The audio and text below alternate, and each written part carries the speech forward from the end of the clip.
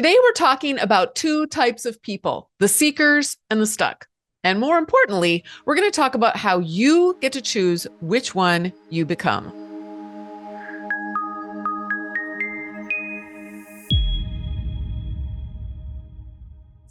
Picture this.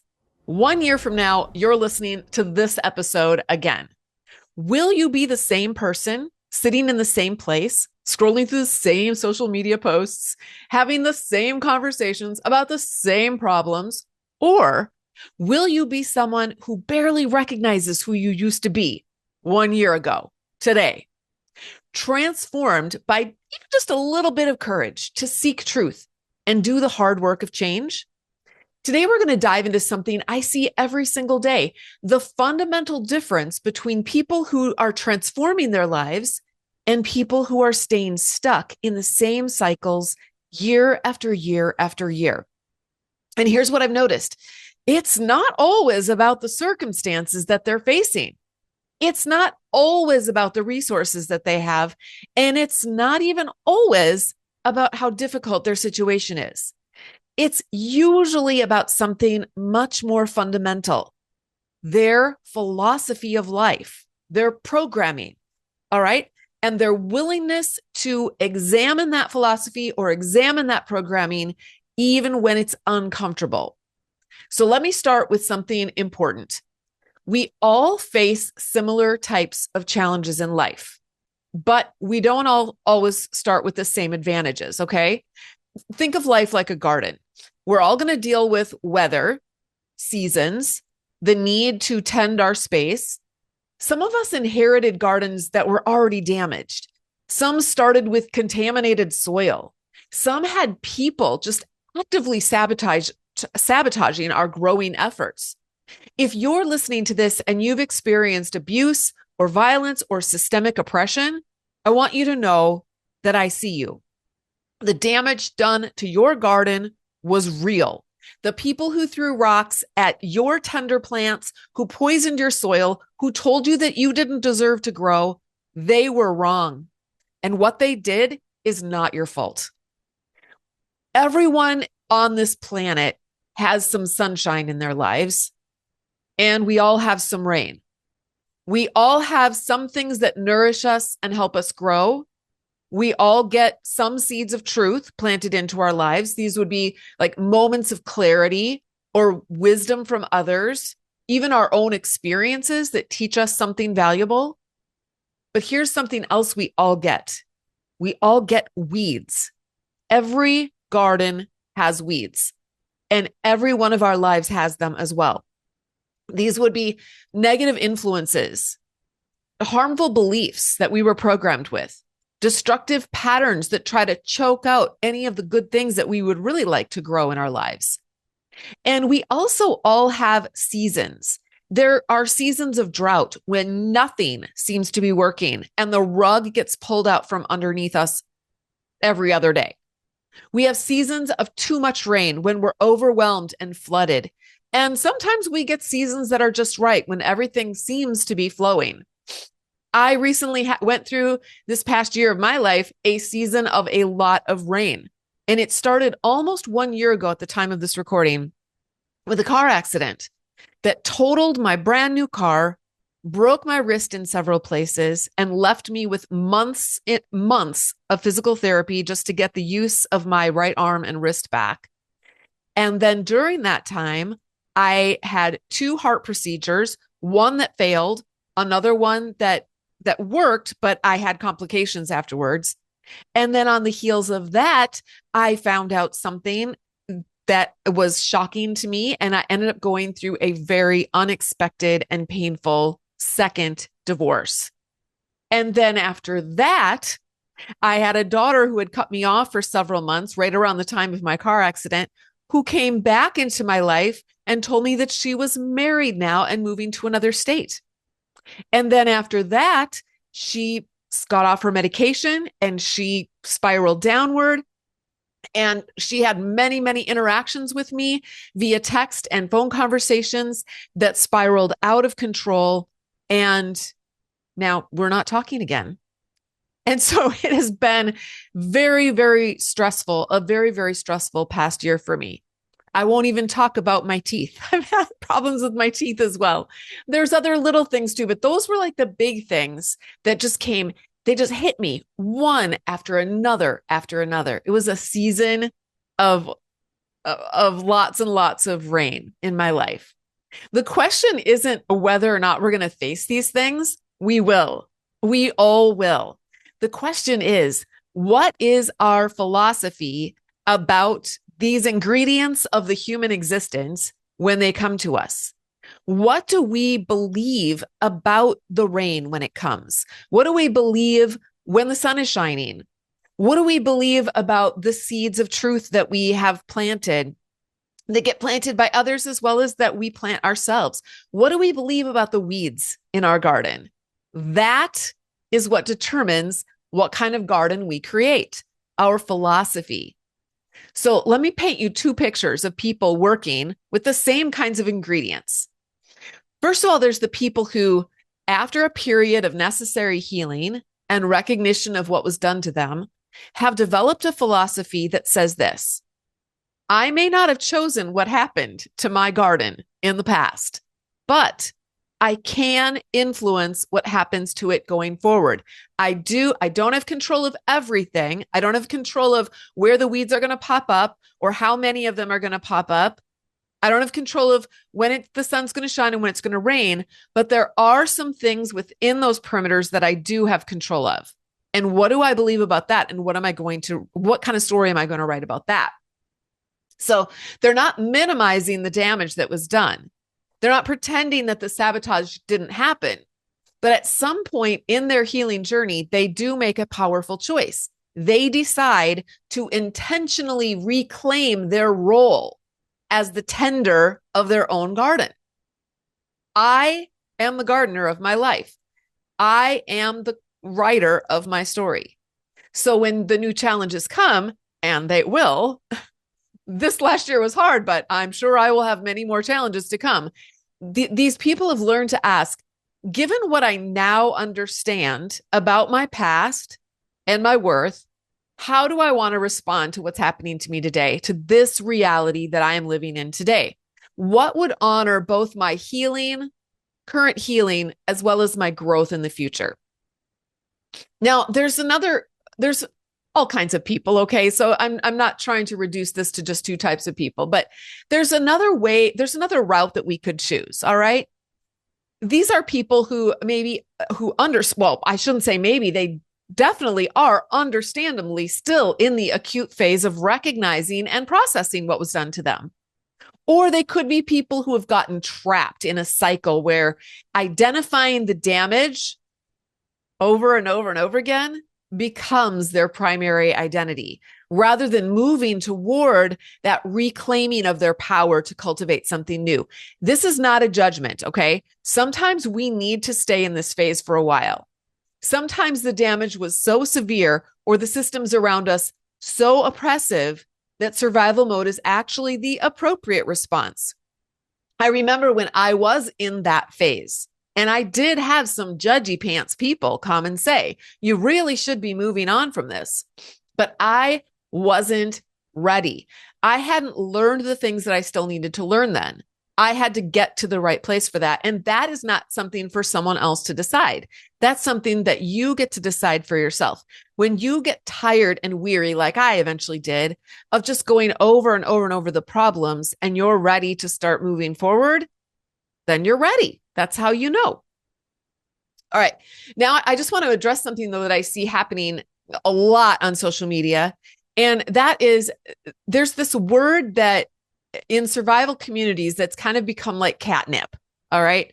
Especially when we're in that mode of where we really, really need validation. And again, this is a normal phase of growth, right? So don't get me wrong. I'm not saying that you shouldn't feel like this. I went through this. I wrote a book called All the Scary Little Gods. That is my memoir. So if you want to read my process of going through this, you can read that book. It's on Amazon. And actually, by the time this is released, I am giving away the audiobook of that book. I'll put it in the show notes. At the time of this recording, it's not released yet, but The audiobook is released. It's on Amazon, but I'm giving it to everyone for free if you want a copy of it or if you want to listen to it.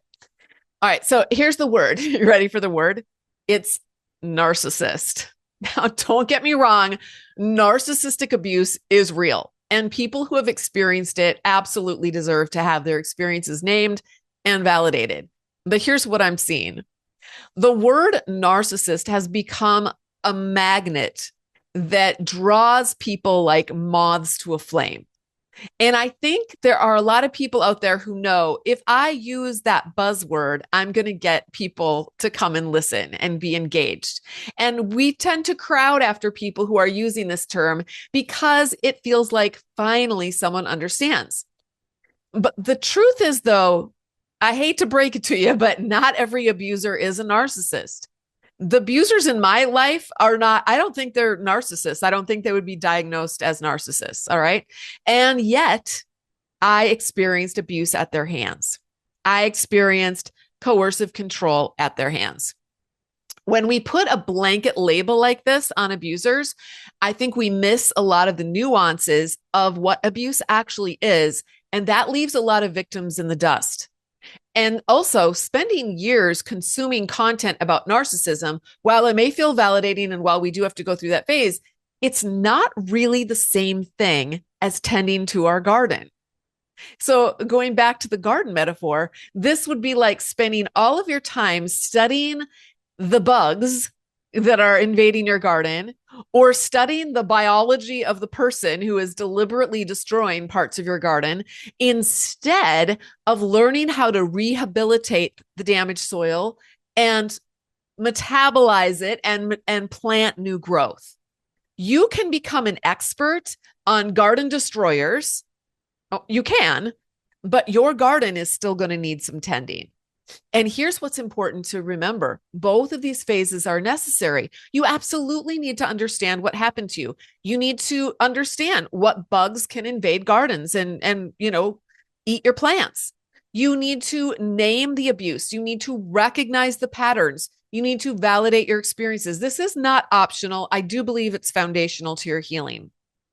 But at some point, we do want to move from surviving to thriving. And so we need to add a second phase, and that is learning how to tend the garden that we want to grow. And I am speaking to those of you who are ready for that. That's who I'm talking to in this episode today. I'm talking to those of you who are really tired of studying bugs and you are ready to start growing your amazing garden. I'm just concerned that people are getting stuck in that validation phase who actually are ready to move forward. They maybe don't know how. Maybe they don't have anyone showing them. That's what I do best. I mean, I like to know about the bugs, and I've told all of you about the bugs in many, for the last almost decade. But what I really love to do is I love to see you move the dial in your life and start getting traction in your life. I love to see people coming into my program and then exiting and letting me know my life has completely changed because of my work with you. That's what I want to see. So anyways, let me share another metaphor with you. And I actually used this metaphor a few episodes ago. It's about a cage, but I'm going to expand on it just a little bit. So imagine that you've been living in a very small and cramped cage for many years. It is uncomfortable. It's painful. It severely limits what you can do. But here's the thing. You know every corner of that cage. You know exactly how much it hurts and in what ways. You've mapped out all of the sharp edges and learned exactly how to position yourself to minimize the discomfort. Now, someone comes along and shows you that the door to the cage has been unlocked this whole time, and you could walk out. You could start building something new in the wide open space beyond. But walking out, that means you have to leave behind the familiar pain that you're used to for unfamiliar challenges. That would mean taking responsibility for creating something new and being the author of your life and taking back your control instead of just managing what you have learned and gotten very, very good at managing in the past. It means that you will need to develop new skills and new ways of thinking. That's kind of uncomfortable at first, right? You're going to have to develop a new philosophy about what's possible. Not a lot of people want to do that, you guys.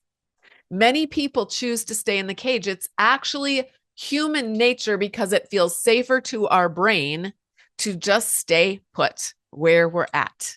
We feel relief flood our bodies when we can just go back into that denial phase. Ask me how I know. It's not because we like the cage, all right? It's because the philosophy that we have in that version of ourselves keeps us in the cage because it feels safer than the philosophy that is required for us to build something new. The cage represents a philosophy that says, well, better the devil you know than the devil you don't know. And at least I know what to expect. And what if I leave the cage and try something new and then I fail? What if I fall on my face? Freedom is going to require a different philosophy. Something more like, I am capable of learning new skills. Discomfort, even though it's uncomfortable, I am willing to move into discomfort because I believe that it's temporary as long as it's in service to my growth. And I would rather face the unknown challenges of building something beautiful than the known pain of staying stuck. Real growth, when you're ready for it, it starts with one fundamental recognition. I cannot change what was done to me. I can't. I have no control over that. I have no control over all these people. I have no control over the people who vote to excommunicate me. I have no control over the people who make decisions on their own that ultimately lead to things that sabotage my life. I have no control over that. But I do have control over my brain, my philosophy, what I do with my hands and feet, and the choices that I make for my life going forward. I have control over that. That means accepting that the people who hurt you are probably never going to apologize. And your healing does not depend on their accountability. It doesn't. This means accepting that you can't control other people's behavior, but you can learn to protect and nurture yourself. It means accepting that some of the survival strategies that you developed were necessary then. They might not serve your thriving right now. It means accepting that healing is not about getting over it. It is about how to integrate your experiences, how to metabolize them in a way that allows you to heal and reclaim your power. And it also means accepting that moving toward growth doesn't mean minimizing what happened to you. Here's something crucial, though. If you're still in an actively abusive situation, if you're still being controlled or harmed, your first job is safety, not growth. You can't tend a garden when someone is actively destroying it, right? So getting to safety, finding support, and establishing basic stability, that is the prerequisite work. This acceptance is not about blame or shame. This is about power, because when you accept what's true, what's real, your reality, the facts, well, you can work with reality instead of fighting against it. You can take the actual ingredients of your situation, the rain, the sunshine, the weeds, the seeds, and you can create something transformative with that. So I want to be crystal clear about something because I am speaking to people who are ready for this. But if you've experienced abuse, violence, or systemic oppression, you were genuinely victimized, and that's not your fault, and it's not your shame to carry, and anyone who tells you otherwise is wrong. What I'm talking about today in this episode is what happens after we've done the crucial work of recognizing and naming what was done to us. It's about the choice when we're ready and when we're safe to move from a survivor identity to a thriver identity. And this isn't about timeline pressure. Some people are ready for this conversation after a few months. Some take a few years, and some might never be ready. That's okay too. But for those of you who are ready to explore the next phase, well, you were genuinely victimized. You don't have to remain stuck in a victim identity for the rest of your life. You can honor what happened to you while also stepping into your power as the author of your future chapters. Isn't that beautiful? Your power isn't in getting all these people to feel sorry for the weeds in your garden. We don't care what they're thinking about our garden. Your power, it's also not in having the perfect explanation for why your soil is the way it is. You don't owe anybody any explanations or justifications. Your power is in taking whatever ingredients you do have, even if they're challenging, and learning to work with them skillfully. The people who transform their lives have developed a seeker's philosophy. They believe that they are the primary creative force in their own lives. And when they encounter these challenges or setbacks or even trauma, they ask, what can I learn from this? How can I make meaning out of this? How can I use this as raw material for my growth? What does this teach me about what I want to create instead? What meaning do I want to give about what happened to me? How do I want to write this story? Whereas people who stay stuck have a philosophy or a belief that they are primarily at the mercy of external forces. And if you believe that, if that's your philosophy, then when you encounter difficulties, you will tend to ask questions like this. Why is this happening to me? Who's to blame for this? When will someone else come in and fix this garden for me? And you guys, this is where I was for so many years. Again, I wrote about it in my book, All the Scary Little Gods, which you can listen to for free now. I'll put the link in the show notes. But here's what's fascinating. Both of these kinds of people get the same ingredients. Remember, we all get rain, sunshine, weeds, and seeds. But our philosophy about these ingredients is going to create completely different results. So how do we develop this growth-oriented philosophy that's going to transform our garden? It starts with questions that come from a different philosophy. So instead of asking, why is this happening to me? Ask, what is this teaching me about myself? Or about the culture that I live in? Or about my religious beliefs that I currently hold? Or about how life works? Or about what is healthy and what is not healthy? Instead of asking, how can I get my husband to change? How can I get my church leaders to change? Or you need to ask this, what can I control in this situation? And what can't I control? What do I need to let go of controlling? And we really do need to let go of controlling all these other people. Instead of asking, how come they don't understand me? We need to ask, how come I don't understand myself? And how can I understand myself better? Instead of asking, when is this going to get easier? Ask, how can I stand stronger like an oak tree in the storms when they do come? It continue, so these are the thoughts and the philosophy, but then it also continues with action that's going to reflect your new philosophy. So, for example, you will read books that challenge your thinking, not just ones that confirm what you already believe. You will seek out mentors and teachers who have cultivated beautiful gardens in spite of difficult soil. And you will want to learn, how can I learn? How can I do what you did? Teach me what you know. You can practice new skills even when you're bad at them at first. That's okay. That's how we get better at things. You can take small risks that push you outside your comfort zone. Growth doesn't happen in our comfort zone, by the way. Growth happens when we get out of our comfort zone into this uncomfortable area where we are stretched. So here's a question I want you to sit with for a little while.